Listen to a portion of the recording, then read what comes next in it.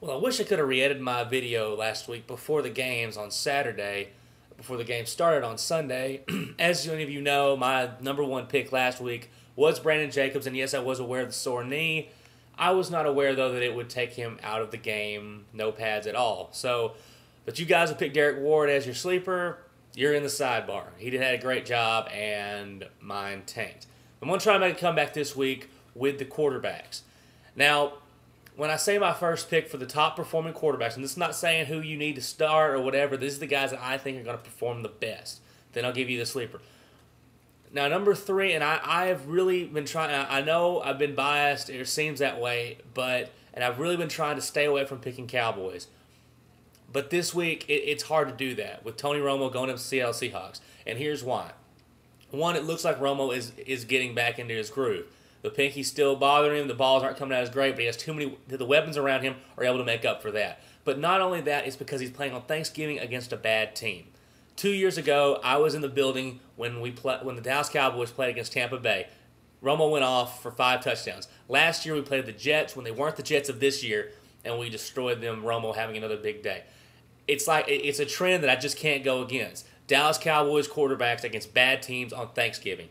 This week, Dallas against Seattle. Romo really should have a big win and a big day against Seattle. So look for Romo to be one of the top 3 performers. Next, another Thanksgiving Day quarterback. And no, I'm not talking about Dante Culpepper. Kerry Collins against the Detroit Lions. If you want anyone to have good numbers, be sure they're playing Detroit, and they're probably going to get it. And with the Titans coming off of a tough loss, an embarrassing loss to the New York Jets last week, I look for them to rebound this week.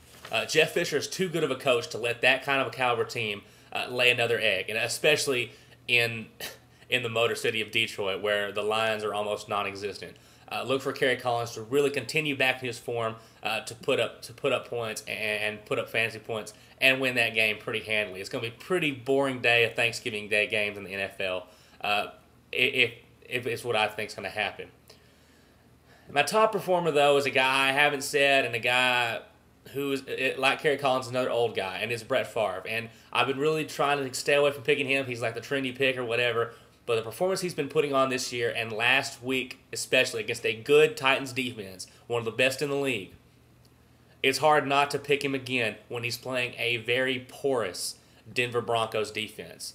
Let's face it, the first of the year, the Denver Broncos, everyone knew their defense was bad, but their offense was trying to carry them. Now that offense is not doing as well, and the defense is still terrible.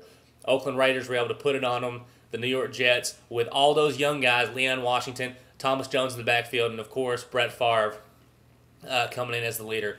Look for them to win big as well, and look for Brett Favre to be the top performer this week in fantasy football. My sleeper this week is a guy who came about, who started coming along last week, and that's Trent Edwards. Now, the Buffalo Bills and the Dallas Cowboys are in a little bit of the same situation where they kind of had a tough stretch. They got 2 bad teams in a row, Dallas playing the 49ers and then Seattle. And now you look at Buffalo, who had lost 4 straight, but they got to play Kansas City last week, and now they're playing Cincinnati.